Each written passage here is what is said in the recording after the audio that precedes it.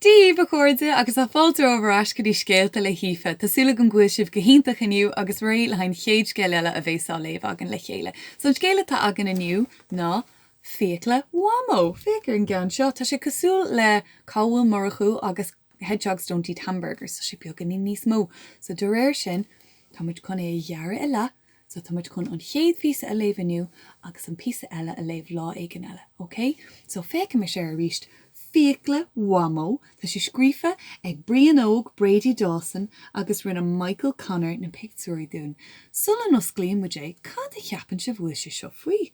Féicear tá Mhamó an, buchail an, Fiacla Mhamó ag glisarnach. Níle sagam fáin go bhheicimiid. Bhí Danny ar bís. A bhreith lá bhí an agus bhí a Mhamó ag teacht ar cuairt. Bhí si ag teacht a fab cúpla lá. Gháin sé a cheomar cudalta, chuir sé a líthród halach I bholach faoine labba, agus dan sé ag an bhuineog ag fannacht lena Mhamó. Fic, ag an bhuineog go fannacht. Tá sí tagtha a bhéic Danny. Ris sé sí san staire ar nós na gaotha. Ba bheag nar cheas sé ar a ghuireór bheag síle. Ó, síle bocht. Rug Mhamó baróg mhór air. Bhí si an láidir ar fad. Bé cóisir mhór agan na mórach do a bhreith lá ar sa Mhamó. Go chiantach ar sa Danny. Is brálum cóisirí. Bhí Danny ar bís a ríist. An ihe sin, thug Mhamó beag an airgid de Danny.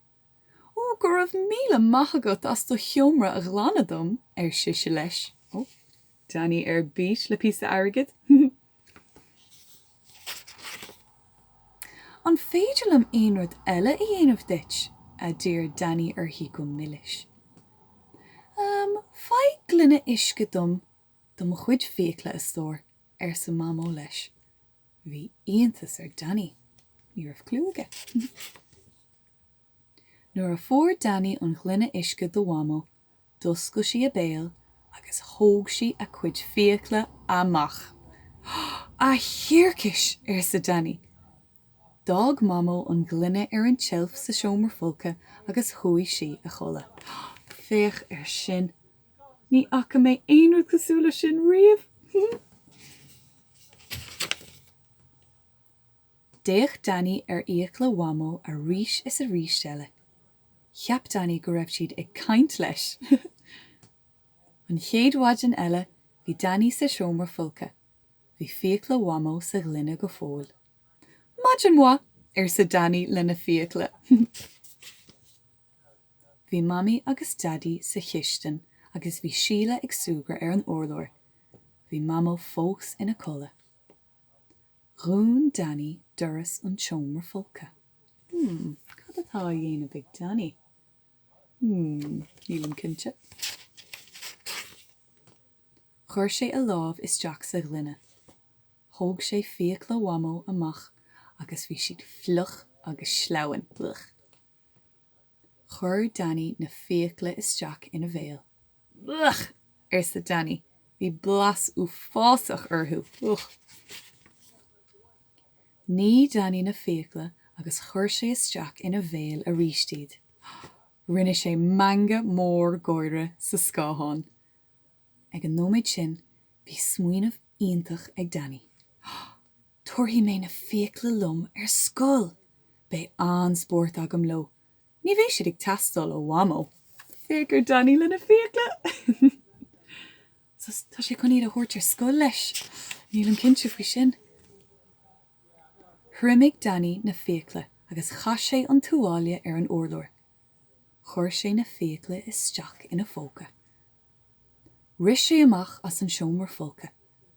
Rug sé ar bháil a scoile agus ri sé síos an staire. Bí cuar amach, a dúirt Mammy leis. Bhí bricfásta Mhamó ar an trádra eici agus hit an óbh ar cheann chiile. Ó, síle bocht a ríist. Danny a bhéic a Mammy. Slán agad ar sa Danny agus ris sé amach as an ceata. Féicear síle bocht an sin ó bhar a ceann eici. Bhí go leor páistí sa chlós nuair a shiúil Danny isteach an. Féach catá agam sa Danny lena chóirde, Mark agus Dara. Rú Mark Fiacla Mhamó isteach ina bhéal.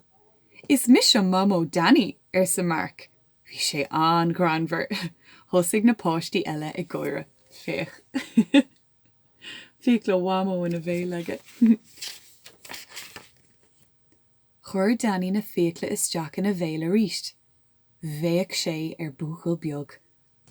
Bhí an agla an múchail beag bocht. Tar domsa iad a bhéadh Dara. Cha Danny na Fiacla chuige.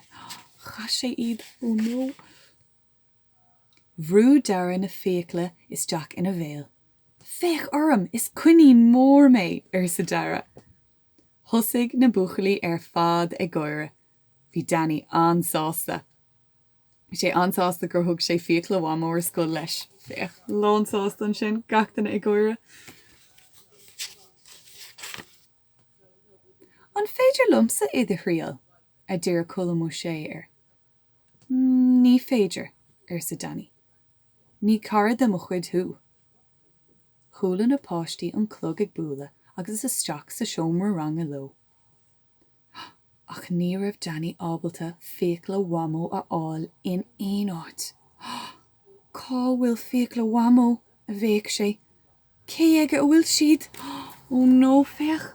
Cá bhfuil Fiacla Mhamó. Agus an sin a chóirde a chaimiid an leabhar a rúna féach.